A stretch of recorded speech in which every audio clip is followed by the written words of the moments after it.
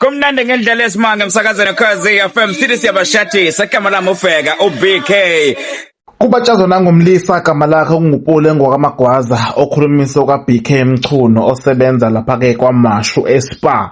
Abantu bawuvala umlomo bathi uma ungene lapha esitolo akuvumi ukuthi uphume ngendlela namanqongo ngakhona nangendlela nje lo wesilisa asuke ethula ngakhona iy'pesheli. Abantu bayachazeka ngevoice yalo mjida kodwa awuyizwele. Nansi ividiyo.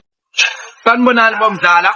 Namhlanje sila ePowers Flame Grilled Chicken. Bayazi ke abantu kusuka ngonyaka 2024 icala sivula le ndawo. Bebehlezi benathi abathengi bethu bejabulela. Siyabonga kakhulu. Sisazama siyakhula. Namanje sisakuona lo mzamo yethu ukuthi sithathe iPowers Flame Grilled Chicken ibe ine level la sibona khona ukuthi umthengi wethu uyayideserve. Ikhona ke futhi nokunye sesikwenzile okuyimpontuzeko ngoba sesithina impontuzeko siyibona ngamehlo.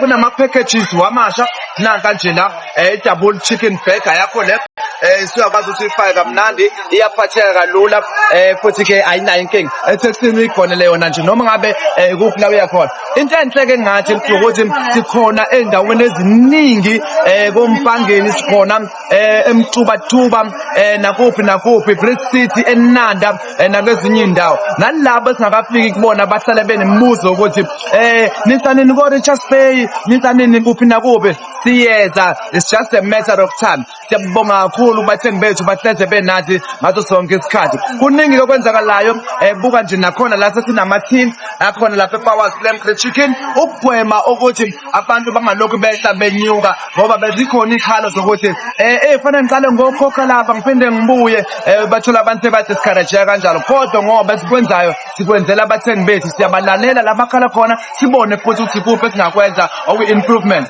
Nanka manje amathini ukhokha khona la ulinde inkukhu yakho khona la uphinde uthathe inkukhu yakho khona la. Ngalo kwalokho uyakwazi uku-order usekhaya using uMr D ukwenza impilo ibe lula bese ke ifika kuwena inkukhu yakho uyihlalele ekhaya. Mr D konjani?